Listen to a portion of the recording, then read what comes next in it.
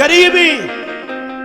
आप आपसे कोई बोलने वाला नहीं होता गरीबी में। अभी देखो आप, हम नीचे होता, महाराज जी एक फोटो पिक खिंचवा लो। अरे साहब क्या बताएं अपनी जिंदगी की दास्तान। दादा मेरे को किसी ने शादी में, ललितपुर में एक ब्याह था, और दादा शादी में से हमारी माताजी को और हम दोनों भाइयों को हाथ पकड़ करके नीचे उतारा गया था।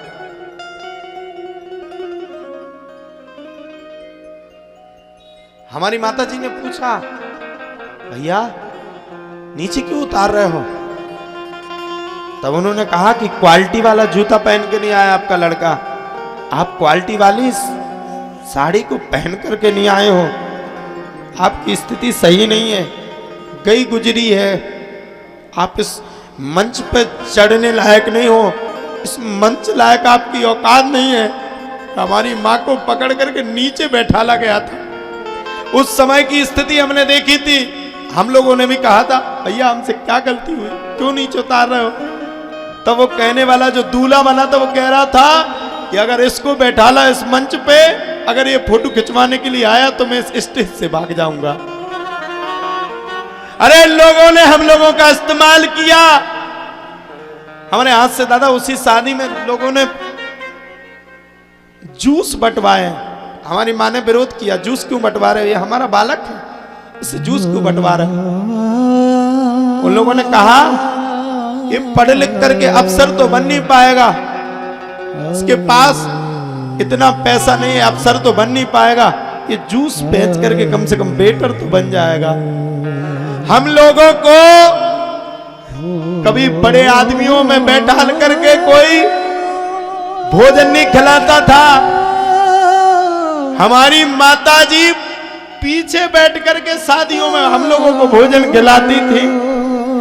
कोई देख न ले वो कष्ट हमारी माँ ने भोगा, कष्ट को हमारी माँ ने देखा है, हमारे पिता ने उस कष्ट को गौर से देखा।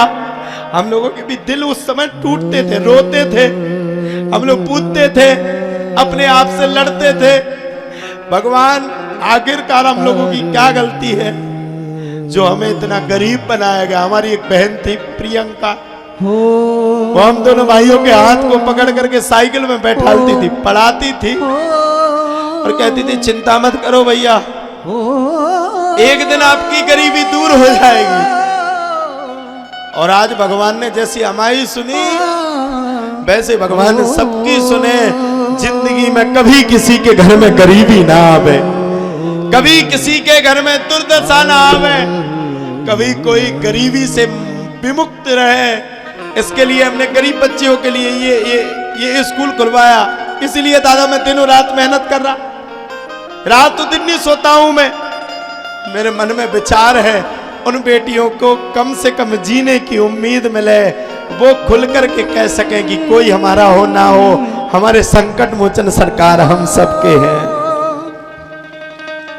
मैं प्रार्थना करना चाहता हूं, हम किस परिस्थिति में यहां अपना मकान बनाए।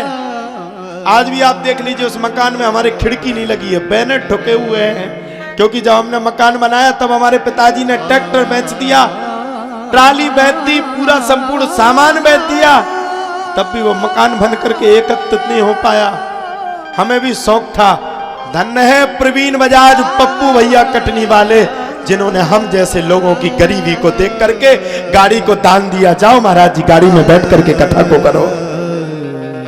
धन्य है वो भैया और धन्य है आप सब। धन्य है महेश राय साहब, धन्य हमारे बीडी चाचा, प्रीति चाची। चाचा ने कभी भी हमको देखा, पंकज दादा तुमको देख करके मेरी आत्मा बड़ी खुश है, और तुमको देख करके मैं कहता हूं तुम जैसा भाई, तुम जैसा चाचा और बीडी जैसा पिता, चाचा जैसा पिता पाकर के मैं बिल्कुल मुक्त हो गया हूं।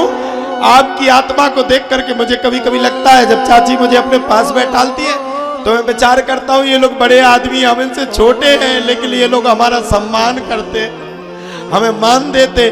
जब दादा आप मुझे अपने हृदय से लगाते हो और कहते हो हम तुम्हारे साथ है, तब हम सोचते कि हमने बहुत बुरे दिन देखे, अपनों ने भी हमारा कभी साथ नहीं दिया, बुरे वक्त में लात मार करके खड़ा कर दिया, और आज जब आप हमारे साथ हो तो हमें लगता है कि कोई अपना हमारे साथ खड़ा हुआ है, अपना हमारे साथ खड़ा हुआ है। ये गरीबी, हम इन्हीं महेश राय साहब ये बैठे, ये अपना बेचारे 9 दिन से 10 दिन से काम छोड़ करके बैठे। क्यों बैठे? इनकी उम्मीद की किरण है। चाची आप बैठी, क्यों बैठी? आप अपना माइनिंग का काम छोड़ करके बैठे, क्यों? आप सबकी उम्मीद है। हमारे सुधीर उपाध्याय जी जिनको मामा कहते हैं, इन सबकी उम्मीद है कि ये धाम उठ जावे और गरीब बच्चियों का कल्याण हो जाए, गरीब बच्चियों का घर भर जाए। तो गरीबी भगवान कभी किसी को ना देवे।